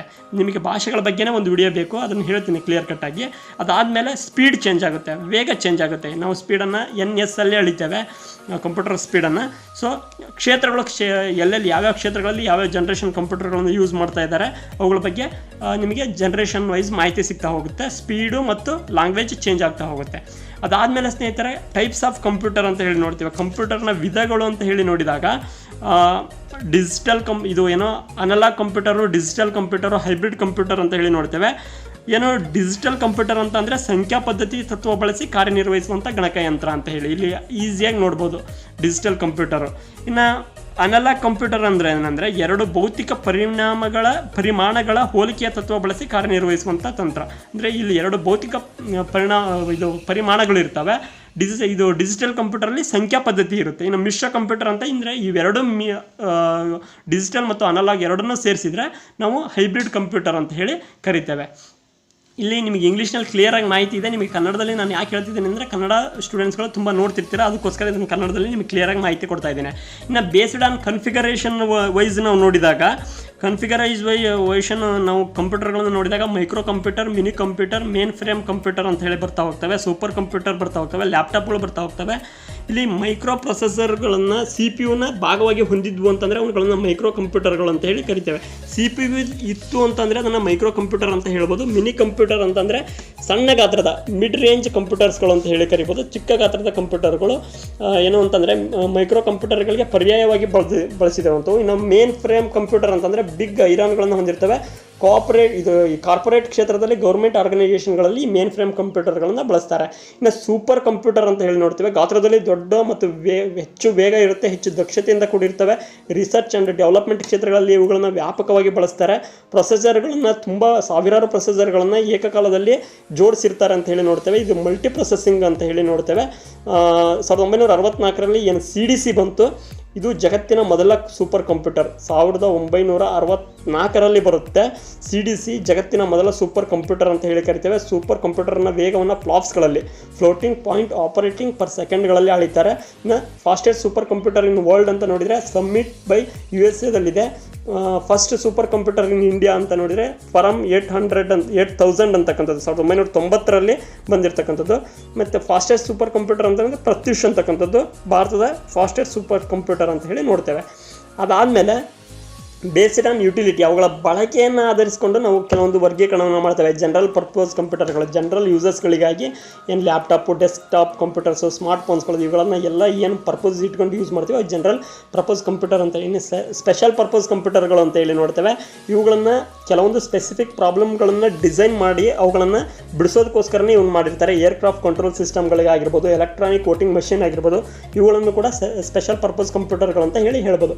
ಈ ಏರ್ಕ್ರಾಫ್ಟ್ ಕಂಟ್ರೋಲ್ ಸಿಸ್ಟಮ್ ಅಥವಾ ಇಸ್ರೋದಲ್ಲಿ ಬಳಸ್ತಕ್ಕಂಥ ಈ ಸ್ಯಾಟಲೈಟ್ ಕಂಟ್ರೋಲ್ ಸಿಸ್ಟಮ್ಗಳು ಇವುಗಳನ್ನೆಲ್ಲ ಎಲೆಕ್ಟ್ರಾನಿಕ್ ವೋಟಿಂಗ್ ಮಷಿನ್ಗಳು. Electronic voting machine is a computer ಅಂತ ಹೇಳ್ಬೋದು. ಇವುಗಳನ್ನ ಕೆಲವೊಂದು ಪ್ರೋಗ್ರಾಮಿಗೋಸ್ಕರ ಪ್ರೋಗ್ರಾಮ್ ಮಾಡಿರ್ತಾರೆ. ಇವುಗಳು ಪರ್ಮನೆಂಟಾಗಿ ಯೂಸಿಗೋಸ್ಕರ ಇನ್ನು ಜನರಲ್ ಅಂತಂದರೆ ಜನರಲ್ ಆಗಿ ಲ್ಯಾಪ್ಟಾಪ್ಗಳು, ಡೆಸ್ಕ್ಟಾಪ್ ಕಂಪ್ಯೂಟರ್ಸ್ಗಳು, ಸ್ಮಾರ್ಟ್ ಫೋನ್ಸ್ಗಳು ಇವುಗಳನ್ನ ಜನರಲ್ ಪರ್ಪಸ್ ಕಂಪ್ಯೂಟರ್ ಅಂತ ಹೇಳ್ಬೋದು. ಇನ್ನು based on mood of use, ಅವುಗಳನ್ನು ಯೂಸ್ ಮಾಡುವಂಥ ಮೂಡ್ಗಳ ಆಧಾರದ ಮೇಲೆ palm top computer, laptop computer, personal ಕಂಪ್ಯೂಟರ್ಗಳು, ವರ್ಕ್ ಸ್ಟೇಷನ್ ಅಂತ ಹೇಳಿ ಡಿವೈಡ್ ಮಾಡ್ತಾರೆ. ಈಗ ನಮಗೆ ಪಾಮ್ ಟಾಪ್ ಕಂಪ್ಯೂಟರ್ ಅಂತಂದರೆ ಈಸಿಯಾಗಿ ಗೊತ್ತಿದೆ. ಸ್ಮಾಲ್ ಕಂಪ್ಯೂಟರ್ಗಳು ಕಡಿಮೆ ಸ್ಟೋರೇಜ್ಗಳನ್ನು ಹೊಂದಿರ್ತವೆ. ಅದಾದಮೇಲೆ ಎಲೆಕ್ಟ್ರಾನಿಕ್ ಪೆನ್ನು ಎಲ್ಲ ಯೂಸ್ ಮಾಡಿ ನಾವು ಇನ್ಪುಟ್ಟನ್ನು ಕೊಟ್ಟು ವೈರ್ಲೆಸ್ ನೆಟ್ವರ್ಕ್ ಮೂಲಕ, ಅಂದರೆ ವೈರ್ಲೆಸ್ ನೆಟ್ವರ್ಕ್ ಕನೆಕ್ಟೆಡ್ ಆಗಿರ್ತಕ್ಕಂಥ ನೆಟ್ವರ್ಕ್ ಇದು ಕಂಪ್ಯೂಟರ್ಸ್ಗಳು ಅಂತ ಹೇಳಿ ಕರಿಬೋದು. ಇನ್ನು ಲ್ಯಾಪ್ಟಾಪ್ ಕಂಪ್ಯೂಟರ್ಸ್ಗಳು ಎಲ್ಲರಿಗೂ ಗೊತ್ತಿದೆ, ಇವುಗಳನ್ನು ಕೂಡ ನಾವು ಯೂಸ್ ಮಾಡ್ತೇವೆ. ಇನ್ನು ಪರ್ಸನಲ್ ಕಂಪ್ಯೂಟರ್ ಅಂದರೆ ಪಿ ಸಿಗಳು, ಏನು ನಮ್ಮ ಮನೆಯಲ್ಲಿ ಯೂಸ್ ಮಾಡ್ತೀವಲ್ಲ ಪಿ ಸಿಗಳು, ವರ್ಕ್ ಸ್ಟೇಷನ್ಸ್ಗಳಂತಂದರೆ ಕೆಲವೊಂದು ಸ್ಪೆಸಿಫಿಕ್ ಮಲ್ಟಿ ಟಾಸ್ಕಿಂಗ್ ಕೆಪಬಿಲಿಟಿಯನ್ನು ಹೊಂದಿರತಕ್ಕಂಥ ಕಂಪ್ಯೂಟರ್ಗಳನ್ನ ವರ್ಕ್ ಸ್ಟೇಷನ್ಸ್ ಕಂಪ್ಯೂಟರ್ಗಳು ಅಂತ ಹೇಳಿ ಕರಿಬೋದು. ಇನ್ನು ಸೆಲಿಯೆಂಟ್ ಆ್ಯಂಡ್ ಸರ್ವರ್ ಅಂತಕ್ಕಂಥದ್ದು ಎಂತಂದರೆ ಹಲವಾರು ನೆಟ್ವರ್ಕ್ಗಳನ್ನು ಜೋಡಿಸಿರ್ತಕ್ಕಂತಹ, ಆಮೇಲೆ ಅಪ್ಲಿಕೇಶನ್ ಸರ್ವರ್ಸ್ಗಳನ್ನು ಜೋಡಿಸಿರ್ತಕ್ಕಂಥ, ಫೈಲ್ ಸರ್ವರ್ಸ್ಗಳನ್ನು ಜೋಡಿಸಿರ್ತಕ್ಕಂಥ ವರ್ಚುವಲ್ ಸರ್ವರ್, ಇದು ಮೇಲ್ ಸರ್ವರ್ ಅಂತ ಕರಿಬೋದು. ಇವೆಲ್ಲ ಅಂದರೆ ಒಂದು ಸ್ಥಳದ ಮಾಹಿತಿಯನ್ನು ಇನ್ನೊಂದು ಸ್ಥಳದ ಮಾಹಿತಿಯನ್ನು ಸೇರಿಸುವಂತಹ ಮಿಡ್ಲ್ ಕಂಪ್ಯೂಟರ್ ಅಂತ ಹೇಳ್ಬೋದು. ಕ್ಲೈಂಟ್ ಆ್ಯಂಡ್ ಸರ್ವರ್ ಅಂತ ಹೇಳಿ ನಾವು ಕರಿಬೋದು. ಇದನ್ನು ಕೂಡ ಒಂದು ಪಿ ಸಿಯಾಗಿ, ಒಂದು ಕಂಪ್ಯೂಟರ್ಗಳಾಗಿ. The server is a device that manages sharing of network resource of the resource to the users ಅಂತ ಹೇಳಿ, ಅಂದರೆ ಯೂಸರ್ಸಿಗೆ ರಿಸೋರ್ಸ್ಗಳನ್ನು, ಸಂಪನ್ಮೂಲವನ್ನು ಶೇರ್ ಮಾಡಿಕೊಳ್ಳುವಂಥ ಒಂದು ನೆಟ್ವರ್ಕನ್ನು ನಾವು ಕ್ಲೈಂಟ್ ಆ್ಯಂಡ್ ಸರ್ವರ್ ಅಂತ ಹೇಳಿ ಕರಿಬೋದು. ಇನ್ನು ವರ್ಕ್ ಸ್ಟೇಷನ್ ಬಗ್ಗೆ ನಿಮ್ಗೆ ಹೇಳಿದ್ದೇನೆ, VWS ಅಂತ ಹೇಳಿ ಕರಿತೇವೆ. ಪರ್ಸನಲ್ ಕಂಪ್ಯೂಟರ್ಗಿಂತ ಸ್ಪೀಡಾಗಿ ವರ್ಕ್ ಮಾಡ್ತಕ್ಕಂಥ ಮಲ್ಟಿ ಟಾಸ್ಕಿಂಗ್ ಕಂಪ್ಯೂಟರ್ಸ್ಗಳು. ಇನ್ನು ಫಂಡಮೆಂಟಲ್ಸ್ ಆಫ್ ಕಂಪ್ಯೂಟರ್ ಅಂತ ಹೇಳಿ ನೋಡಿದಾಗ, ಮೂಲಭೂತವಾಗಿ ಕಂಪ್ಯೂಟರ್ಗಳನ್ನು ಬಳಕೆ ಮಾಡುವಾಗ ಇಷ್ಟು ಫಂಡಮೆಂಟಲ್ಸ್, ಮೂಲಭೂತಗಳು ಇರಬೇಕು. ಏನು ಅಂತಂದರೆ hardware, software, data, users. Question ಬಂದಿದೆ ಇದು, ಏನೋ SSCಯಲ್ಲಿ ಡೈರೆಕ್ಟ್ ಕ್ವಶನ್ ಕೇಳಿದ್ದಾನೆ. ಹಾರ್ಡ್ವೇರ್ ಅಂದರೆ ಏನು, ಸಾಫ್ಟ್ವೇರ್ ಏನು, ಡಾಟಾ ಅಂದರೆ ಏನು, ಯೂಸರ್ಸ್ ಅಂದರೆ ಏನು, ಇವೆಲ್ಲ ಬರ್ತವೆ. ಹಾರ್ಡ್ವೇರು ಸಾಫ್ಟ್ವೇರು ನಿಮಗೆ ಕ್ಲಾರಿಟಿಯನ್ನು ಕೊಡ್ತೀನಿ ಸ್ನೇಹಿತರೆ. ನಾವು ಏನು ಟಚ್ ಮಾಡ್ಬೋದು ಅದು ಹಾರ್ಡ್ವೇರು, ಏನು ಟಚ್ ಮಾಡೋಕ್ಕೆ ಆಗೋದಿಲ್ಲ ಕಂಪ್ಯೂಟ್ರಲ್ಲಿ ಅದು ಸಾಫ್ಟ್ವೇರ್ ಅಂತ ಹೇಳಿ ಕರಿಬೋದು. ನಮ್ಮನ್ನೇ ಉದಾಹರಣೆಗೆ ತಗೊಂಡ್ವಿ ಅಂತಂದರೆ, ನಮ್ಮ ಅಂಗಾಂಗಗಳನ್ನು ನಾವು ಯಾವುಗಳನ್ನು ನೋಡ್ಬೋದು, ಟಚ್ ಮಾಡ್ಬೋದು, ಅವು ಹಾರ್ಡ್ವೇರು. ನಮ್ಮದು ಸೋಲ್ ಏನಿದೆ, ಆತ್ಮ ಏನಿದೆ, ಇವುಗಳನ್ನು ಟಚ್ ಮಾಡೋಕ್ಕಾಗೋದಿಲ್ಲ, ಅದು ಸಾಫ್ಟ್ವೇರ್ ಅಂತ ಹೇಳಿ ಅನಾಲಿಸಿಸ್ ಮಾಡ್ಕೊತ ಹೋಗ್ಬೋದು. ಅದ್ರ ಬಗ್ಗೆ ಮುಂದೆ ಕ್ಲಿಯರ್ ಕಟ್ ಮಾಹಿತಿ ಕೊಡ್ತಾನೆ. ಇನ್ನು ಡಾಟಾ ಅಂದರೆ ನಾವೇನು ಅದಕ್ಕೆ ಕೊಡ್ತೇವೆ ಅದನ್ನು ಡಾಟಾ ಅಂತ ಹೇಳಿ ಕರಿತೇವೆ, ಫ್ಯಾಕ್ಟರ್ಸ್ಗಳು. ಇನ್ನು ಯೂಸರ್ಸ್ ಅಂತಂದರೆ ನಾವೇ ಅವುಗಳನ್ನು ಏನು ಯೂಸ್ ಮಾಡ್ತೇವೆ ಕಂಪ್ಯೂಟರ್ಗಳನ್ನು, ನಾವೇ ಯೂಸರ್ಸು. ಹಾಗಾದರೆ ಕಂಪ್ಯೂಟರ್ ಚಿತ್ರರೂಪ ಯಾವ ಥರ ಕೆಲಸ ಮಾಡುತ್ತೆ? ಇನ್ಪುಟ್ ಅಂತಂದರೆ ಇಲ್ಲಿ ಏನೋ ಇನ್ಪುಟ್ ಇದೆ, ಏನೋ ಔಟ್ಪುಟ್ ಇದೆ, ಇಲ್ಲಿ ಮಿಡ್ಲಲ್ಲಿ ಏನೋ ಚಿತ್ರ ಇದೆ ಅಂತ ಹೇಳಿ ನೋಡಿದಾಗ ಇದು ಕಂಪ್ಯೂಟರ್ ಕೆಲಸ ಮಾಡುವಂತಹ ರೀತಿ ಅಂತ ಹೇಳಿ ನೋಡ್ತೇವೆ. ಅದರಲ್ಲಿ ನಾವು ಹೇಗೆ ಕಂಪ್ಯೂಟರ್ ಕೆಲಸ ಮಾಡುತ್ತೆ ಅಂತಂದರೆ, ಇನ್ಪುಟ್ಟನ್ನು ಕೊಡ್ತೇವೆ, ನಾವು ಏನೋ ಒಂದು ಮಾಹಿತಿಯನ್ನು ಕೊಡ್ತೇವೆ, ಅದು central unit, memory unit, arithmetic logic unit, ಸ್ಟೋರೇಜಲ್ಲಿ ಅಲ್ಲಿ ಪ್ರೊಸೆಸ್ ಆಗುತ್ತೆ. ನೆಕ್ಸ್ಟ್ ನಮಗೆ ಔಟ್ಪುಟ್ ಸಿಗುತ್ತೆ. ಹೇಗೆ ಆಗುತ್ತೆ, ಏನು ಇನ್ಪುಟ್ಟು ಔಟ್ಪುಟ್ ಅಂತ ನೋಡೋದಾಯಿತು ಅಂತಂದರೆ, ಕಂಪ್ಯೂಟರ್ ಕಾರ್ಯನಿರ್ವಹಿಸಬೇಕಾದ್ರೆ ಎರಡು ಅಂಶಗಳು ಅವಶ್ಯಕ. ಇಲ್ಲಿ ಕನ್ನಡದಲ್ಲಿ ಯಾಕೆ ಮಾಹಿತಿ ನೀಡ್ತಿದ್ದೀನಿ, ಇದು ಕನ್ನಡದಲ್ಲಿ ಈಸಿಯಾಗಿ ಹೇಳ್ಬೋದು ಅನ್ನೋ ಕಾರಣಕ್ಕೆ ನಾನು ಕನ್ನಡದಲ್ಲಿ ಮಾಹಿತಿಯನ್ನು ನೀಡ್ತಾ ಇದ್ದೇನೆ. ಎರಡು ಅವಶ್ಯಕ. ಒಂದು ಹಾರ್ಡ್ವೇರು, ಯಾವುಗಳನ್ನು ಸ್ಪರ್ಶಿಸಿ ಅನುಭವಕ್ಕೆ ನಿಲುಕುವ ಭಾಗಗಳು ಇರ್ತವೆ ಅವುಗಳನ್ನು ಯಂತ್ರಾಂಶಗಳು ಅಥವಾ ಹಾರ್ಡ್ವೇರ್ ಅಂತ ಕರಿಬೋದು. ಒಂದು ಮಾನಿಟರ್ ಆಗಿರ್ಬೋದು, ಕೀಬೋರ್ಡ್ ಆಗಿರ್ಬೋದು, ಮೌಸು, ಸ್ಪೀಕರು, ಪ್ರಿಂಟರು, ಸ್ಕ್ಯಾನರು, ಇವುಗಳೆಲ್ಲ ಏನಿದ್ದಾವೆ ಇವುಗಳನ್ನು ನಾವು ಹಾರ್ಡ್ವೇರ್ ಅಂತ ಹೇಳಿ ಕರಿಬೋದು.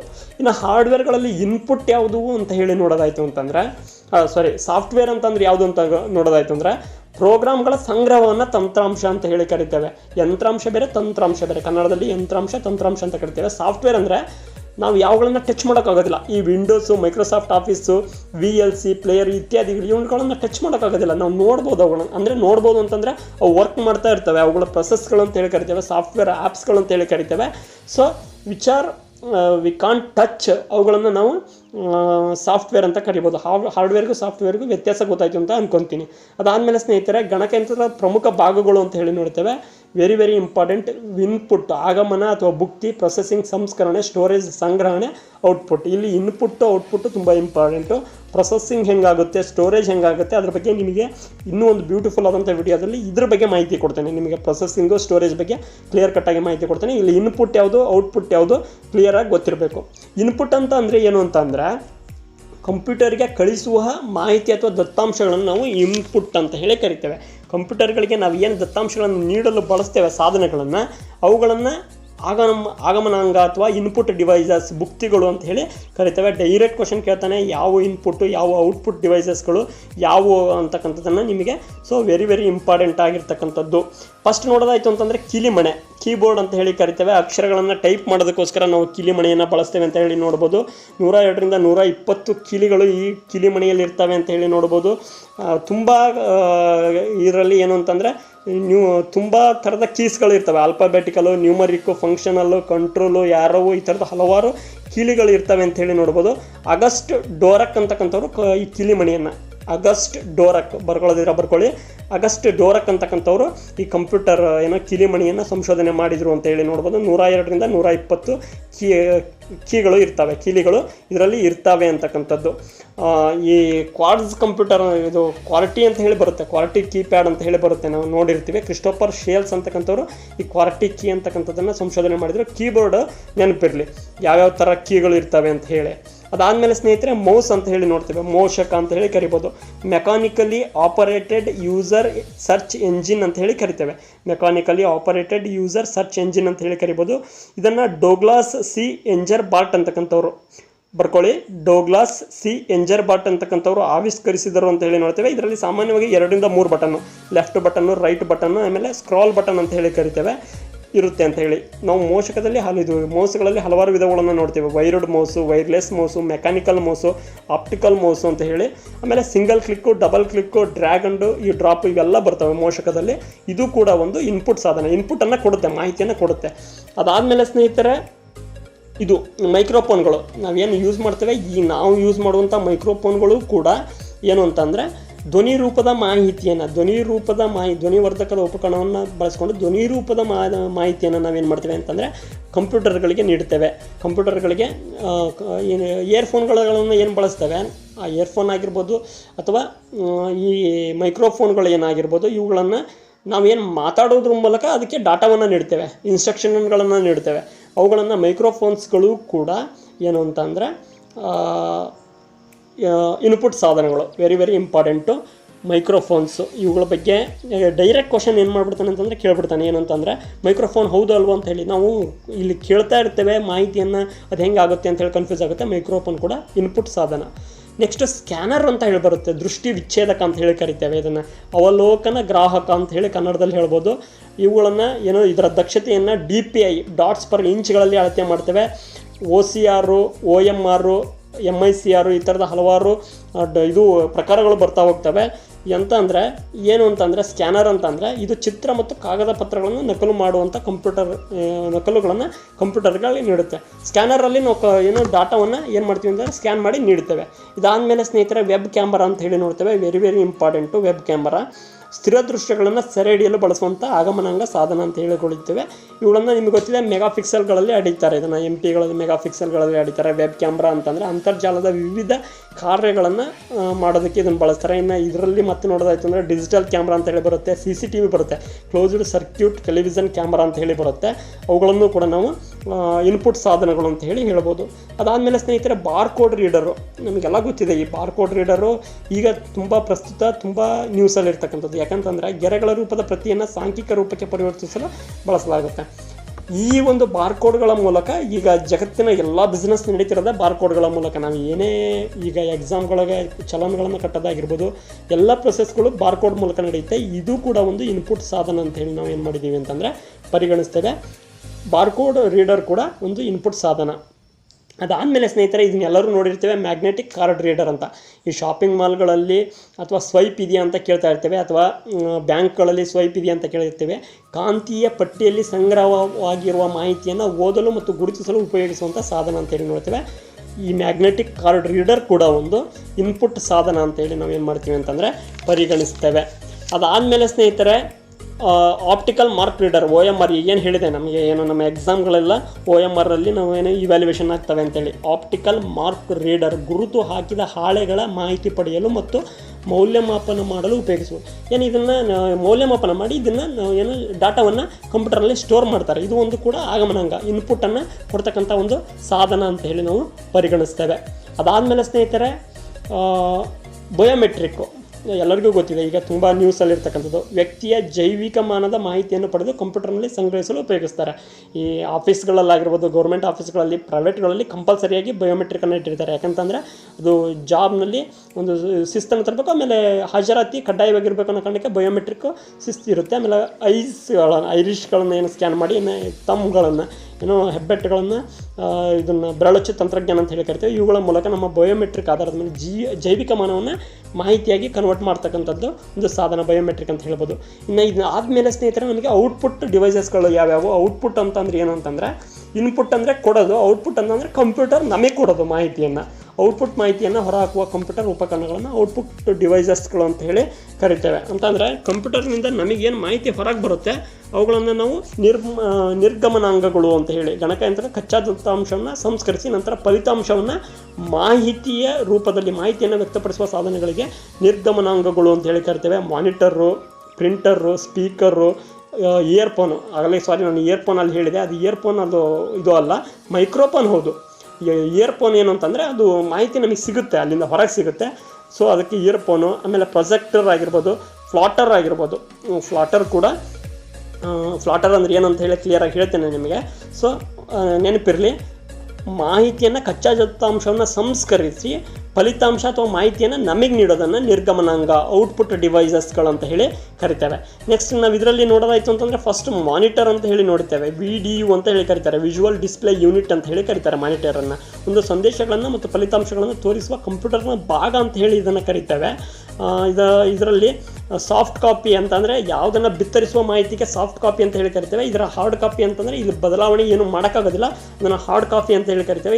ಇದನ್ನು ರೆಸೊಲ್ಯೂಷನ್ಗಳನ್ನು ಪಿಕ್ಸೆಲ್ಗಳಲ್ಲಿ, ಚುಕ್ಕೆಗಳಲ್ಲಿ ಏನು ಮಾಡ್ತಾರೆ, ಇದರ ರೆಸೊಲ್ಯೂಷನ್ಗಳನ್ನು ಅಳತೆ ಮಾಡ್ತಾರೆ ಅಂತೇಳಿ ನೋಡ್ತೇವೆ. ಮೊನೋಕ್ರೋಮೋ ಮಾನಿಟರ್ಸ್ಗಳು, ಮಲ್ಟಿಕ್ರೋಮ್ ಮಾನಿಟರ್ಸ್ಗಳು, ಬ್ಲ್ಯಾಕ್ ಆ್ಯಂಡ್ ವೈಟ್ ಕಂಪ್ಯೂಟರ್ಸ್ಗಳು ಮಾನಿಟರ್ಸ್ಗಳು ಅಂತೇಳಿ ನೋಡ್ತೇವೆ. ನೆಕ್ಸ್ಟ್ ಇದಾದಮೇಲೆ ಬರ್ತಕ್ಕಂಥದ್ದೇ printer.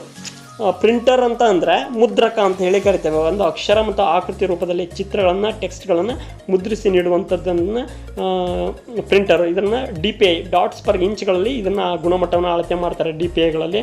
Impact computer, impact printer, ನಾನ್ ಇಂಪ್ಯಾಕ್ಟ್ ಪ್ರಿಂಟರ್ ಅಂತ ಹೇಳಿ ಬರ್ತಾ ಹೋಗ್ತವೆ. ಅಂದರೆ ಇದರಲ್ಲಿ ತುಂಬ ವಿಧಗಳನ್ನು ನೋಡ್ತೇವೆ ನಾವು. Ink jet printer, laser printer, ಆಮೇಲೆ ಡಾಟ್ ಮ್ಯಾಟ್ರಿಕ್ಸ್ ಪ್ರಿಂಟರು, ಇವುಗಳೆಲ್ಲ ತುಂಬ ಬರ್ತಾ ಹೋಗ್ತವೆ. ಪ್ರಿಂಟರ್ ಅಂತಂದರೆ ನೆನಪಿರಲಿ, ಹಾರ್ಡ್ ಕಾಪಿಯನ್ನು ಬದಲಾವಣೆ ಇಲ್ಲದಂಗೆ ಸಾಫ್ಟ್ ಕಾಪಿಯಾಗಿ ಬದಲಾವಣೆ ತರಬಹುದು. Hard copy and soft copy. Next speaker ಅಂತ ಹೇಳಿ ನೋಡ್ತೇವೆ. ಸ್ಪೀಕರ್ ಬಗ್ಗೆ ನಮಗೆಲ್ಲರಿಗೂ ಮಾಹಿತಿ ಇದೆ. ಏನೋ ಒಂದು ಡಾಟಾ ಇರುತ್ತೆ, ಅದನ್ನು ನಮಗೆ ನೀಡುತ್ತೆ. ನಾವು ಏನು ಕೇಳೋದಕ್ಕೆ ಅಥವಾ ಏನನ್ನಾದರೂ ನೋಡೋದಕ್ಕೆ, ಧ್ವನಿಯನ್ನು ಕೇಳೋದಕ್ಕೆ ಏನು ಬಳಸ್ತೇವೆ ಅವುಗಳನ್ನು ಸ್ಪೀಕರ್ ಅಂತ ಹೇಳಿ ಕರಿಬೋದು. ಇನ್ನು ನೆಕ್ಸ್ಟ್ ಪ್ರೊಜೆಕ್ಟರ್ ಅಂತಂದರೆ ಎಲ್ಲರಿಗೂ ಗೊತ್ತಿರೋ ಹಾಗೆ ಒಂದು ಚಿತ್ರವನ್ನು ಅಥವಾ ಗಣಕಯಂತ್ರದಲ್ಲಿ ಇರ್ತಕ್ಕಂಥ ಮಾಹಿತಿಯನ್ನು ದೊಡ್ಡ ಪರದೆಯ ಮೇಲೆ ಬಿತ್ತರಿಸೋದಂಥದ್ದು, LCD, ಲಿಕ್ವಿಡ್ ಕ್ರಿಸ್ಟಲ್ ಡಿಸ್ಪ್ಲೇ ಅಂತಕ್ಕಂಥದ್ದು. ಆಮೇಲೆ ಕಂಪ್ಯೂಟರ್ ಆ್ಯಡೆಡ್ ಡಿಸೈನ್ಗಳನ್ನು ಬಳಸಿ ಪ್ರಿಂಟ್ಗಳನ್ನು ನೋಡ್ಬೋದು. ಇವುಗಳನ್ನು ಕಂಪ್ಯೂಟರ್ನ ಚಿತ್ರ, ಪಠ್ಯ, ವಿಡಿಯೋ ಇತ್ಯಾದಿಗಳನ್ನು ಪರದೆಯ ಮೇಲೆ ತೋರಿಸುವಂಥ ಸಾಧನಗಳಿಗೆ ನಾವು ಪ್ರೊಜೆಕ್ಟರ್ ಅಂತ ಹೇಳಿ ಬರೋದು. ಇನ್ನು ಫ್ಲಾಟರ್ ಅಂತ ಹೇಳಿ ಬರುತ್ತೆ. ಪ್ರೊಜೆಕ್ಟರ್ ಎಲ್ಲರಿಗೂ ನಾವು ನೋಡಿದ್ದೇವೆ, LCD ಅಂತ ಹೇಳಿ ಕರಿಬೋದು ಇವುಗಳನ್ನು. ಇನ್ನು ನೆಕ್ಸ್ಟು ಫ್ಲಾಟರ್ ಅಂತ ಹೇಳಿ ನೋಡಿದ್ವಿ ಅಂತಂದರೆ, ಫ್ಲಾಟರ್ ಅಂತಂದರೆ ಏನೂ ಅಲ್ಲ ಸ್ನೇಹಿತರೆ, ಈ ಬ್ಯಾನರ್ಗಳನ್ನು ಮಾಡೋದಕ್ಕೆ ಒಂದು ಏನು ಬಳಸ್ತೇವೆ, CAD ಅಂತ ಹೇಳಿ, ಕಂಪ್ಯೂಟರ್ ಆ್ಯಡೆಡ್ ಡಿಸೈನಿಂಗ್ ಪ್ರಿಂಟ್ ಅಂತ ಹೇಳಿ ನೋಡ್ತೇವೆ. ನಾವೇನು ಈ ಬ್ಯಾನರ್ಸ್ಗಳನ್ನು ಮಾಡಿಸೋದಕ್ಕೆ ಒಂದು ದೊಡ್ಡ ಗಾತ್ರದ ಫಲಕಗಳನ್ನು, ಫ್ಲೆಕ್ಸ್ಗಳನ್ನು ಮುದ್ರಿಸಲು ಏನು ಉಪಯೋಗಿಸ್ತಾರೆ ಅವುಗಳನ್ನು ಫ್ಲಾಟರ್ ಅಂತ ಹೇಳಿ ಕರಿತೇವೆ. ಒಂದೊಂದು ಆಗಮನಾಂಗಗಳ ಬಗ್ಗೆ, ಒಂದೊಂದು ನಿರ್ಗಮನಾಂಗಗಳ ಬಗ್ಗೆ ಒಂದೊಂದು ವಿಡಿಯೋ ಮಾಡ್ಬೋದು, ಅಷ್ಟು ಇನ್ಫಾರ್ಮೇಷನ್ ಇರುತ್ತೆ. ಬಟ್ ಇನ್ಪುಟ್ ಔಟ್ಪುಟ್ ಡಿವೈಸ್ಗಳ ಬಗ್ಗೆ ನಮಗೆ ಇಷ್ಟು ಮಾಹಿತಿ ಇರಬೇಕು. ಇನ್ನು ಇನ್ಪುಟ್ ಔಟ್ಪುಟ್ ಎರಡೂ ಡಿವೈಸ್ಗಳು ಯಾವುವು ಅಂತಂದರೆ ಮೋಡೆಮ್ ಆಗಿರ್ಬೋದು, ಟಚ್ ಸ್ಕ್ರೀನ್ ಆಗಿರ್ಬೋದು, ಸ್ಟೋರೇಜ್ ಡಿವೈಸ್ಗಳು ಇವೇನಿರುತ್ತೆ ಅಂದರೆ ಇನ್ಪುಟ್ ಔಟ್ಪುಟ್ ಎರಡೂ ಆಗಿರ್ತವೆ. ಇನ್ನು ಪ್ರೊಸೆಸಿಂಗ್ ಡಿವೈಸ್ಗಳು ಅಂತ ಹೇಳಿ ನೋಡಿದಾಗ, ಏನು ಕಾರ್ಯಾಚರಣೆಯನ್ನು ಮಾಡುವಂಥ ಡಿವೈಸಸ್ಗಳು ಅಂತ ಹೇಳಿ ನೋಡಿದಾಗ CPU, ಸೆಂಟ್ರಲ್ ಪ್ರೊಸೆಸಿಂಗ್ ಯೂನಿಟ್ ಅಂತ ಹೇಳಿ ಕರೀತೇವೆ. ಇದು ಕಂಪ್ಯೂಟರ್ನ ಮೆದುಳಾಗಿರುತ್ತೆ. ನಿಮಗೆ ಕ್ವಶನ್ ಕೇಳುತ್ತೆ, ಕಂಪ್ಯೂಟರ್ನ ಹೃದಯ ಯಾವುದು, ಮೆದುಳು ಯಾವುದು ಅಂತ ಕೇಳಿದ್ರೆ CPU, central processing unit, input output ಉಪಕರಣಗಳ ಕಾರ್ಯಗಳನ್ನು ನಿರ್ದೇಶನ ಮಾಡುತ್ತೆ. ಸಾಮಾನ್ಯವಾಗಿ ಕಂಪ್ಯೂಟರ್ನ ಒಂದು ದೊಡ್ಡ ಆಯತಾಕಾರದ ಪೆಟ್ಟಿಗೆ ಆಗಿರುತ್ತೆ, ಪಕ್ಕದಲ್ಲಿರುತ್ತೆ ನೋಡಿ, ದೊಡ್ಡ ಆಯತಾಕಾರದ ಪೆಟ್ಟಿಗೆ ಆಗಿರುತ್ತೆ. ಇದನ್ನು CPU ಅಂತ ಹೇಳಿ ಕರಿತೇವೆ. CPU ಸಾಮಾನ್ಯವಾಗಿ ಒಂದು ದೊಡ್ಡ ಆಯತಾಕಾರದ ಪೆಟ್ಟಿಗೆ ಆಗಿರುತ್ತೆ. ಅಂದರೆ ಸಣ್ಣ ಚಿಪ್ಗಳನ್ನು ಹೊಂದಿರುತ್ತೆ. ಅದನ್ನು ಪ್ರೊಸೆಸರ್ ಮತ್ತು ಮೈಕ್ರೋ ಪ್ರೊಸೆಸರ್, ಒಂದು ಕೆಲಸ ಮಾಡುವಂಥದ್ದು ಅಥವಾ ಹಲವಾರು ಕೆಲಸಗಳನ್ನು ಮಾಡುವಂಥ ಪ್ರೊಸೆಸರ್ಗಳನ್ನು ಅದರಲ್ಲಿ ಅಳವಡಿಸಿಟ್ಟಿರ್ತಾರೆ. ಎಲ್ಲ ಕೆಲಸಗಳನ್ನು ಮಾಡೋದಕ್ಕೆ ಅನಲಿಟಿಕಲ್ ಆಗಿ ಅಥವಾ ಲಾಜಿಕಲ್ ಆಗಿ ಎಲ್ಲ ಕೆಲಸಗಳನ್ನು ಕಂಪ್ಯೂಟರ್ನಲ್ಲಿ ನಿರ್ವಹಿಸುವಂಥ, ಪ್ರೊಸೆಸ್ ಮಾಡುವಂಥ ಕಾರ್ಯವನ್ನು ಯಾವ್ದು ಮಾಡುತ್ತೆ ಅಂತಂದರೆ ನಮ್ಮ CPU, ಸೆಂಟ್ರಲ್ ಪ್ರೊಸೆಸಿಂಗ್ ಯೂನಿಟ್ ಅಂತ ಏನು ಕರಿತೀವಿ, ಇದು ಮಾಡುತ್ತೆ ಅಂತ ಹೇಳಿ ನಾವು ನೋಡ್ತೇವೆ. CPU ತುಂಬ ಇಂಪಾರ್ಟೆಂಟ್ ಆಗಿರ್ತಕ್ಕಂಥದ್ದು. CPU ಒಂದು ಚಿತ್ರವನ್ನು ನೋಡಿದಾಗ ಕ್ಲಾರಿಫಿಕೇಷನ್ ಸಿಗುತ್ತೆ ನಮಗೆ. ಇಲ್ಲಿ CPU ಯಾವ ಥರ ಇದೆ, ಅದರ ಸ್ಟ್ರಕ್ಚರ್ ಯಾವ ಥರ ಇದೆ, ಪವರ್ ಸಪ್ಲೈ ಹೇಗಾಗುತ್ತೆ, ಅದಕ್ಕೆ ಅದರ ಪ್ರೊಸೆಸಿಂಗ್ ಯಾವ ಥರ ಇರುತ್ತೆ ಇಲ್ಲಿ ಅಂತಕ್ಕಂಥದ್ದು ನಮಗೆ ಕ್ಲಿಯರ್ ಕಟ್ಟಾಗಿ ಏನೇನು ಇರುತ್ತೆ ಒಳಗೆ. ಸೌಂಡ್ ಕಾರ್ಡ್ ಎಲ್ಲಿರುತ್ತೆ, ಮೋಡೆಮ್ ಕಾರ್ಡು, ವಿಡಿಯೋ ಕಾರ್ಡು, ಅದೆಲ್ಲರ ಮಾಹಿತಿ ಸಿಗುತ್ತೆ ಇಲ್ಲಿ. CPU ಹೆಂಗೆ ಕಾರ್ಯ ಮಾಡುತ್ತೆ ಅಂತಂದರೆ, ಇನ್ಪುಟ್ಟಿಂದ ಒಂದು ಮಾಹಿತಿ ಸಿಗುತ್ತೆ, ಅದು ಕಂಟ್ರೋಲ್ ಯೂನಿಟಲ್ಲಿ, ಮೆಮೊರಿ ಯೂನಿಟಲ್ಲಿ ಅರ್ಥಮೆಟಿಕ್ ಆ್ಯಂಡ್ ಲಾಜಿಕಲ್ ಯೂನಿಟಲ್ಲಿ ವರ್ಕ್ ಆಗುತ್ತೆ. ನೆಕ್ಸ್ಟು ನಮಗೆ ಒಂದು ಸೆಕೆಂಡರಿ ಸ್ಟೋರೇಜ್ ಆಗುತ್ತೆ, ಔಟ್ಪುಟ್ ಬರುತ್ತೆ, ನಮಗೆ ಒಂದು ಹೊರಗೆ ಒಂದು ಮಾಹಿತಿ ಅಥವಾ ಸಂದೇಶ ಬರುತ್ತೆ. ಹೀಗೆ ಕಂಪ್ಯೂಟರ್ನಲ್ಲಿ ಒಂದು ರೀತಿಯ ಪ್ರೊಸೆಸ್ಸಿಂಗ್ ನಡೀತಾ ಹೋಗುತ್ತೆ. ಇನ್ನು ಮೆಮೊರಿಗಳು ಅಂತ ಹೇಳಿ ನೋಡ್ತೇವೆ. ಮಾಹಿತಿ ಹೆಂಗೆ ಸಂಗ್ರಹ ಆಗುತ್ತೆ ಕಂಪ್ಯೂಟರ್ನಲ್ಲಿ, ಅವುಗಳನ್ನು ಆಧಾರವಾಗಿಟ್ಟುಕೊಂಡು ಕಂಪ್ಯೂಟರಲ್ಲಿ ಎರಡು ರೀತಿಯ ಇಂಟರ್ನಲ್ ಅಥವಾ primary memory, temporary memory, eternal secondary ಅಥವಾ ಬಾಹ್ಯ ಸಂಸ್ಕರಣೆ ಪರ್ಮನೆಂಟ್ ಮೆಮೊರಿ ಅಂತೇಳಿ, ಬಾಹ್ಯ ದ್ವಿತೀಯ ಶಾಶ್ವತ ಅಂತೇಳಿ, ಆಂತರಿಕ ಪ್ರಧಾನ ತಾತ್ಕಾಲಿಕ ಸ್ಮರಣೆ ಅಂತೇಳಿ ಎರಡು ರೀತಿಯ ಇದನ್ನು ನೋಡ್ತೇವೆ. ಪ್ರಾಥಮಿಕ ಸ್ಮರಣೆಯಲ್ಲಿ CPU ಜೊತೆಗೆ ನೇರ ಸಂಬಂಧ ಹೊಂದಿರುತ್ತೆ. ಈಗ ಏನೋ ಕರೆಂಟ್ ಹೋದಾಗಲೂ ಕೂಡ ಇದು ತಾತ್ಕಾಲಿಕ ಇದರೊಳಗೆ ದತ್ತಾಂಶ ಅಳಿಸಿ ಹೋಗುತ್ತೆ. ಆದ್ದರಿಂದ ಇದನ್ನು ತಾತ್ಕಾಲಿಕ ಮೆಮೊರಿ ಅಂತ. ಅಂದರೆ ಕರೆಂಟ್ ಹೋದಾಗ ಇದು ಪ್ರೈಮರಿ ಸ್ಕೋರಲ್ಲಿ ಅಳಿಸಿ ಹೋಗ್ಬಿಡುತ್ತೆ, ಹೆಚ್ಚು ವೇಗದಿಂದ ಕಾರ್ಯನಿರ್ವಹಿಸುತ್ತೆ, ಕಡಿಮೆ ಸಂಗ್ರಹಣಾ ಸಾಮರ್ಥ್ಯ. ಇನ್ನು ಸೆಕೆಂಡರಿ ಮೆಮೊರಿ ಕರೆಂಟ್ ಹೋದರೂ ಕೂಡ ಇದು ಆಗಿರುತ್ತೆ, ವೇಗದ ಕಾರ್ಯ ಸ್ವಲ್ಪ ಕಡಿಮೆ, ಆಮೇಲೆ ಸಂಬಂಧ ಹೊಂದಿರುತ್ತೆ ಅಂತ ಹೇಳಿ ನೋಡ್ತೇವೆ, ಹೆಚ್ಚು ಸಂಗ್ರಹಣಾ ಸಾಮರ್ಥ್ಯವನ್ನು ಹೊಂದಿರುತ್ತೆ. ಪ್ರಾಥಮಿಕ ಸ್ಮರಣ ಅಂತ ಹೇಳಿ ನೋಡಿದಾಗ ರ್ಯಾಂಡಮ್ ಆಕ್ಸೆಸ್ ಮೆಮೊರಿ, ರ್ಯಾಮ್ ಅಂತ ಕರಿತೇವೆ. ಇದೊಂದು ಚಿಕ್ಕ ಚಿಪ್ ಆಗಿದ್ದು ಇದು ಡಾಟಾವನ್ನು ತಾತ್ಕಾಲಿಕವಾಗಿ ಸಂಗ್ರಹಿಸುವ ಕಂಪ್ಯೂಟರ್ನ ಮೆಮೊರಿ. ನಾವು ಏನು ವರ್ಕ್ ಮಾಡ್ತಾ ಇರ್ತೇವೆ ಅದೇನು ಸ್ಟೋರ್ ಆಗುತ್ತೆ ಇದರಲ್ಲಿ ಅದನ್ನು ರ್ಯಾಮ್ ಅಂತ ಹೇಳಿ ಕರಿತೇವೆ, ರ್ಯಾಂಡಮ್ ಆಕ್ಸೆಸ್ ಮೆಮೊರಿ ಅಂತ ಹೇಳಿ ನಾವು ಕರಿತೇವೆ. ಇನ್ನು ಅದರಲ್ಲಿ ನೆಕ್ಸ್ಟು ರ್ಯಾಂಡಮ್ ಆಕ್ಸೆಸ್ ಮೆಮೊರಿ ಅಂತ ಹೇಳಿ ನೋಡಿದಾದ್ಮೇಲೆ ರೋಮ್ ಅಂತ ಬರುತ್ತೆ. ರೋಮ್ ಅಂತ ಅಂದರೆ ರೀಡ್ ಓನ್ಲಿ ಮೆಮೊರಿ ಅಂತ ಹೇಳಿ ಕರಿತೇವೆ. ಬದಲಾಯಿಸಲು ಸಾಧ್ಯವಾಗದ ಮಾಹಿತಿಯನ್ನು ಸಂಗ್ರಹಿಸುವ ಕಂಪ್ಯೂಟರ್ ಮೆಮೊರಿಯ ಒಂದು ಭಾಗ ಅಂತ ಹೇಳಿ ಕರಿತೇವೆ. ರೋಮಲ್ಲಿ ನಾವು ಯಾವುದೇ ಮಾಹಿತಿಯನ್ನು ಸಂಗ್ರಹ ಆಯಿತು ಅಂತಂದರೆ ಇದನ್ನು ಬದಲಾಯಿಸೋಕ್ಕೆ ಸಾಧ್ಯ ಇರೋದಿಲ್ಲ ಅಂತ ಹೇಳಿ ನೋಡ್ತೇವೆ. ಬಟ್ ರ್ಯಾಮಲ್ಲಿ ಮಾಹಿತಿಯನ್ನು ಬದಲಾಯಿಸಬಹುದು. ಅಲ್ಲಿ ಏನಾಗುತ್ತೆ ಅಂತಂದರೆ ಅದು ಕರೆಂಟ್ ಹೋದಾಗ ಮೆಮೊರಿ ಡೆಸ್ಟ್ರಾಯ್ ಆಗುತ್ತೆ, ಅಂತಂದರೆ ಅದೆಲ್ಲ ಹೋಗಿಬಿಡುತ್ತೆ. ಬಟ್ ರ್ಯಾಮಲ್ಲಿ ಉಳಿದಿರುತ್ತೆ ಅಂತ ಹೇಳಿ ನೋಡ್ತೇವೆ. ಬಟ್ ಎರಡೂ ಕೂಡ ಏನು ಅಂತಂದರೆ ಪ್ರೈಮರಿ ಮೆಮೊರಿಗಳು, ಇಂಟರ್ನಲ್ ಮೆಮೊರಿ ಅಂತೇಳಿ, ಟೆಂಪ್ರರಿ ಮೆಮೊರಿಗಳು ಅಂತೇಳಿ ನೋಡ್ತೇವೆ. SA ರ್ಯಾಮು, ಡಿ ರ್ಯಾಮು ಇವೆಲ್ಲ ಬರ್ತಾ ಹೋಗ್ತವೆ. ಇದಾದ ಮೇಲೆ ಇದು ದ್ವಿತೀಯಕ ಸಾಧನಗಳಲ್ಲಿ, ದ್ವಿತೀಯ ಸಂಗ್ರಾಹಕ ಸಾಧನ ಸೆಕೆಂಡರಿ ಸ್ಟೋರೇಜ್ಗಳಲ್ಲಿ ಹಾರ್ಡ್ ಡಿಸ್ಕ್ ಅಂತ ಹೇಳಿ ನೋಡ್ತೇವೆ. ನಮಗೆ ಗೊತ್ತಿದೆ ಹಾರ್ಡ್ ಡಿಸ್ಕ್ಗಳನ್ನು ನಾವು ಏನು ಅಂತಂದರೆ TBಗಳಲ್ಲಿ ಅಳತೆಯನ್ನು ಮಾಡ್ಬೋದು. ಇದು ಕಂಪ್ಯೂಟರ್ನ ಶಾಶ್ವತ ಮೆಮೊರಿ ನಾವು ಸ್ಟೋರ್ ಮಾಡತಕ್ಕಂಥದ್ದು. ಏನು ನಾವು ಪೆನ್ ಡ್ರೈವ್ಗಳಲ್ಲಿ ಸ್ಟೋರ್ ಮಾಡ್ತೀವಿ ಅದೇ ಥರ ಹಾರ್ಡ್ ಡಿಸ್ಕ್, ದೊಡ್ಡದಾದಂಥ ಪೆನ್ ಡ್ರೈವ್ ಅಂತ ಹೇಳ್ಬೋದು. ಇದನ್ನು ಕಂಪ್ಯೂಟರ್ ಕಾರ್ಯನಡೆಸುವ ಬೇಕಾಗುವಂಥ ಎಲ್ಲ ಮಾಹಿತಿಗಳನ್ನು ಇದರಲ್ಲಿ ಸಂಗ್ರಹಿಸಿಡಲಾಗುತ್ತೆ. ಅದರಲ್ಲಿ ನಾವು ದ್ವಿತೀಯಕ ಸಾಧನೆಗಳಲ್ಲಿ ಕಾಂತೀಯ ಸಾಧನಗಳು, ಮ್ಯಾಗ್ನೆಟಿಕ್ಸ್ ಡಿವೈಸಸ್ಗಳು, ಆಪ್ಟಿಕಲ್ ಡಿವೈಸಸ್ಗಳು, ಸಾಲಿಡ್ ಸ್ಟೇಟ್ ಡಿವೈಸಸ್ಗಳು ಅಂತ ಹೇಳಿ ನೋಡ್ತೇವೆ. ಅದರಲ್ಲಿ floppy disk, hard disk, magnetic tape ಅಂತ ಹೇಳಿ ನೋಡ್ತೇವೆ.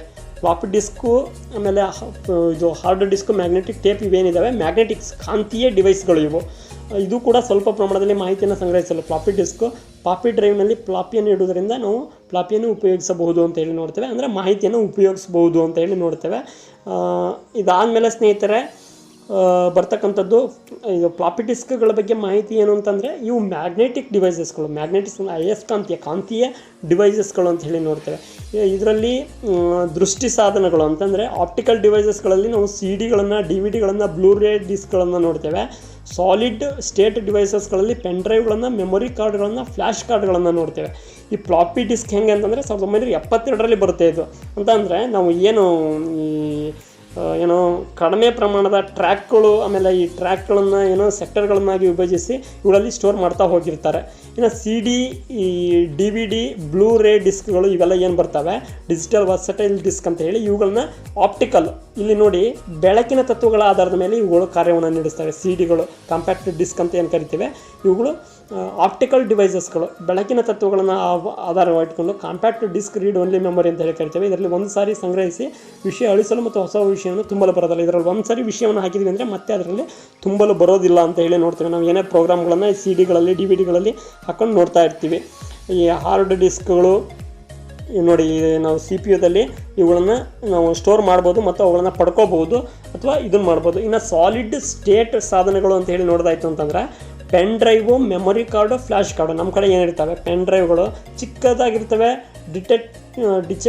ಡಿಟೆಚಬಲ್ಲು, ಆಮೇಲೆ ರೀರೈಟೇಬಲ್ಲು, ಸರಳವಾಗಿ ಒಯ್ಯುವಂಥ ಉಪಕರಣಗಳು, ಹೆಚ್ಚಿನ ಗಾತ್ರದ ವಿಷಯಗಳನ್ನು ಒಂದು ಹಾರ್ಡ್ ಡಿಸ್ಕ್ನಿಂದ ಇನ್ನೊಂದು ಹಾರ್ಡ್ ಡಿಸ್ಕ್ಗೆ ವಿನಿಮಯ ಮಾಡಲು ಉಪಯೋಗಿಸ್ಬೋದು ಇವುಗಳನ್ನು.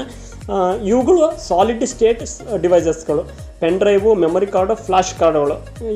ನಮ್ಮ ಕಡೆ ಮೆಮೊರಿ ಕಾರ್ಡ್ಗಳು ಏನಿರ್ತವೆ ಅವುಗಳನ್ನು ಕೂಡ ನಾವು ಈ ಸಾಧನಗಳು ಅಂತ ಹೇಳಿ ಈ ಸಾಧನಗಳಲ್ಲಿ ನಾವು ನೋಡ್ಬೋದು. ಯಾವುದು ಅಂತಂದರೆ ಬಾಹ್ಯ ಸಂಗ್ರಹ ಪೆನ್ ಡ್ರೈವ್ಸ್ಗಳು ಅಂತಂದರೆ ಇವುಗಳನ್ನು ಸೆಕೆಂಡರಿ ಸೋರ್ಸ್ಗಳಲ್ಲಿ ಸೆಕೆಂಡರಿ ಸಾಧನಗಳು ಅಂತ ಹೇಳಿ ನೋಡ್ಬೋದು. ಇನ್ನು ಸಾಫ್ಟ್ವೇರ್, ಈಗ ಆಲ್ರೆಡಿ ನಿಮಗೆ ಹೇಳಿದೆ ನಾನು ಸಾಫ್ಟ್ವೇರ್ಗಳನ್ನು ವಿಚ್ ಆರ್ ನಾಟ್ ಟಚಬಲ್ ಅಂತಂದರೆ ಯಾವುಗಳನ್ನ ಮುಟ್ಟೋಕ್ಕಾಗೋದಿಲ್ಲ.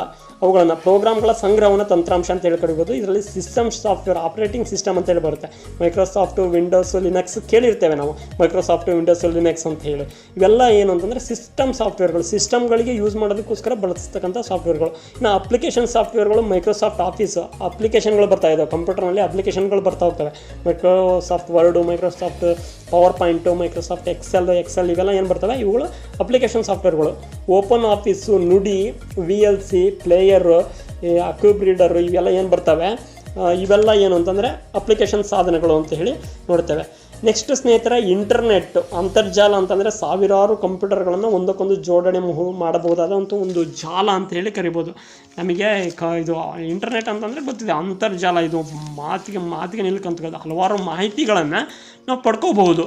ಒಂದು ಕಂಪ್ಯೂಟರಿಂದ ಇನ್ನೊಂದು ಕಂಪ್ಯೂಟರ್ಗಳಿಗೆ ಕನೆಕ್ಟ್ ಆಗಿರ್ತವೆ. ಎಲ್ಲ ಮಾಹಿತಿಗಳನ್ನು, ಜಗತ್ತಿನ ಯಾವುದೇ ಮಾಹಿತಿ ಇರಲಿ ಅದನ್ನು ನಾವು ಈ ಡಿವೈಸ್ ನಮ್ಮ ಕಂಪ್ಯೂಟರ್ನಲ್ಲಿ ನಾವೇನು ಮಾಡ್ಕೋಬೋದು, ಪಡ್ಕೋಬೋದು ಅಂತ ಹೇಳಿ ನೋಡ್ತೇವೆ. ಅದನ್ನು ನಾವೇನು ಅಂತ ಕರಿಬೋದು ಅಂತಂದರೆ ಅಂತರ್ಜಾಲ, ಇಂಟರ್ನೆಟ್ ಅಂತ ಹೇಳಿ ಕರಿಬೋದು ಅಂತ ಹೇಳಿ ನೋಡ್ತೇವೆ. Very very important. ಅಂತರ್ಜಾಲದ ಬಗ್ಗೆ ಹಲವಾರು ಸಾರಿ ಕ್ವಶನ್ಗಳು ಬರ್ತಾ ಹೋಗಿದ್ದಾವೆ. ಏನು ಅಂತರ್ಜಾಲದಲ್ಲಿ WWW ಅಂದರೆ ಏನು, ವರ್ಲ್ಡ್ ವೈಡ್ ವೆಬ್ ಅಂತ ಹೇಳಿ ಕರಿತೇವೆ.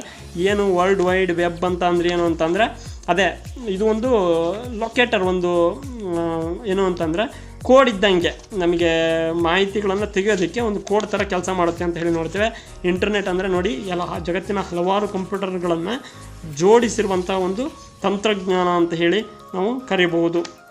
ಇನ್ನು ಇಂಟರ್ನೆಟ್ಗಳಲ್ಲಿ ನಾವು ನೋಡೋದಾಯಿತು ಅಂತಂದರೆ URL ಅಂತ ಹೇಳಿ ನೋಡ್ತೇವೆ. ಯೂನಿವರ್ಸಲ್ ರಿಸೋರ್ಸ್ ಲೊಕೇಟರ್ ಅಂತ, ಯೂನಿಫಾರ್ಮ್ ರಿಸೋರ್ಸ್ ಲೊಕೇಟರ್ ಅಂತ ಹೇಳಿ ಕರಿಬೋದು. URL ಇತ್ತು ಅಂತಂದರೆ ನಾವು ಆ ವೆಬ್ಸೈಟಿಗೆ ಭೇಟಿಯನ್ನು ಕೊಟ್ಟು ನಾವು ಮಾಹಿತಿಯನ್ನು ಪಡ್ಕೋಬೋದು. ಈ www.google.com ಅಂತ ಹೇಳಿ ನೋಡ್ತೇವೆ, ಅಥವಾ HTTP ಅಂತ ಹೇಳಿ ಹೈಪರ್ ಟೆಕ್ಸ್ಟ್ ಅಂತ ಹೇಳಿ ನೋಡ್ಬೋದು ಅಂತ ಹೇಳಿ. ಇದರಲ್ಲಿ www ಕಿಡ್ ಸೈಟ್ಸ್ ಅಂತ ಹೇಳಿ .com ಭೇಟಿ ಕೊಟ್ಟಿವಿ ಅಂತ HTTPಯಲ್ಲಿ ಭೇಟಿ ಕೊಟ್ಟಿವಿ ಅಂದರೆ ನೋಡ್ತೇವೆ. Internet protocol address, IP address ಅಂತ ಹೇಳಿ ಕರಿತೇವೆ. ಯೂನಿಫಾರ್ಮ್ ರಿಸೋರ್ಸ್ ಲೊಕೇಟರ್ URL ಅಂತ ಕರಿತೇವೆ. HTTP ಅಂದರೆ ದ ಹೈಪರ್ ಟೆಕ್ಸ್ಟ್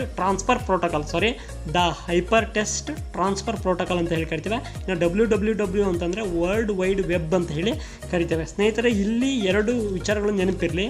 ವೆಬ್ ಬ್ರೌಸರ್ಗಳು ಬೇರೆ, ವೆಬ್ ಪೋರ್ಟಲ್ಗಳು ಅಂತ ಹೇಳಿ ಕರಿತೇವೆ. ಇವುಗಳನ್ನು ವೆಬ್ ಬ್ರೌಸರ್ಗಳು ಬೇರೆ. ಇನ್ನು ನೆಕ್ಸ್ಟು ಇಂಟರ್ನೆಟ್ ಬ್ರೌಸರ್ಗಳು ಬೇರೆ. ವೆಬ್ ಬ್ರೌಸರ್ಗಳಲ್ಲಿ ನಾವು ಕ್ರೋಮು, ಆಮೇಲೆ ಇದು ಯಾವುದು ಫೇರ್ಫಾಕ್ಸು, ಆಮೇಲೆ ಇದು ಇಂಟರ್ನೆಟ್ ಎಕ್ಸ್ಪ್ಲೋರರು, ಒಪೇರಾ, ನೆಟ್ಸ್ಕೇಪೆ, ನ್ಯಾವಿಗೇಟರು, ಸಫಾರಿ ಇವುಗಳನ್ನೆಲ್ಲ ನೋಡ್ತೇವೆ.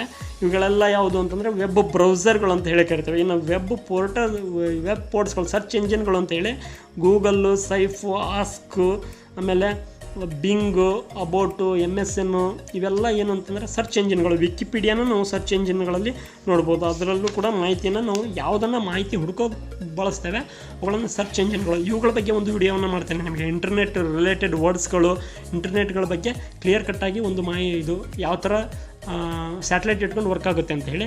ಸ್ನೇಹಿತರೆ, ಇಷ್ಟೇ ಸಾಕು. ಕಂಪ್ಯೂಟರ್ ಬಗ್ಗೆ ಇಷ್ಟು ಗೊತ್ತಾದರೆ ಸಾಕು ಅಂತಂದರೆ ಸಾಕಾಗೋದಿಲ್ಲ. ಬಟ್ ಕಂಪ್ಯೂಟರ್ ಬಗ್ಗೆ ಎಷ್ಟು ತಿಳ್ಕೊಂಡ್ರೂ ಕಡಿಮೆ. ಒಂದೊಂದು ಪಾರ್ಟ್ಗಳ ಬಗ್ಗೆ ನಿಮಗೆ ಕ್ಲಿಯರ್ ಕಟ್ಟಾಗಿ ಒಂದೊಂದು ವಿಡಿಯೋದಲ್ಲಿ ಮಾಹಿತಿಯನ್ನು ನೀಡ್ತಾ ಹೋಗ್ಬೋದು. ಮುಂದಿನ ವಿಡಿಯೋಗಳಲ್ಲಿ ನಿಮಗೆ ಕಂಪ್ಯೂಟರ್ ಬಗ್ಗೆ ಇನ್ನೂ ಏನೇನು ಸಮಗ್ರ ಮಾಹಿತಿಯನ್ನು ನೀಡ್ತಾ ಹೋಗ್ತಾನೆ.